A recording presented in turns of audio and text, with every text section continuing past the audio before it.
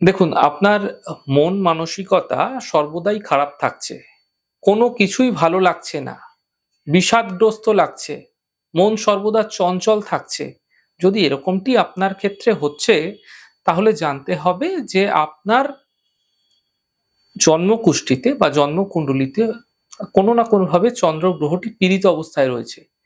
এখান থেকে বেরিয়ে আসার জন্য একটি ছোট্ট প্রয়াস, একটি ছোট্ট প্রক্রিয়া আপনারা করতে পারেন। দেখুন, ধ্যানের প্রক্রিয়া তো এর পূর্বে আমি বলেছি, কিন্তু এই প্রক্রিয়াটিও এর সঙ্গে করতে পারেন।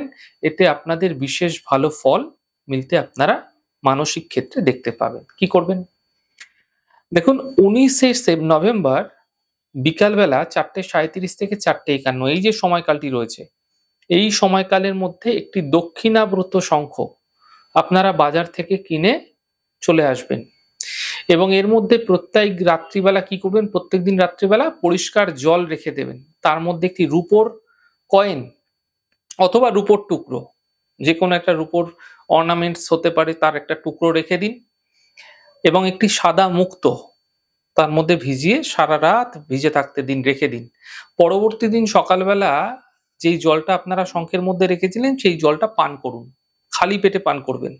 এরকমভাবে প্রতিদিন রাত্রেবেলা জল দক্ষিণাভূত শঙ্খে ভরে রাখুন এবং রূপোর কয়েন এবং মুক্তো ভিজিয়ে রাখুন। প্রতিদিন সকালে খালি পেটে পান করতে থাকুন সেই জল। মনের অবশ্যই কিন্তু একটি পরিবর্তন আপনারা খুব দ্রুতই লক্ষ্য করতে পারবেন।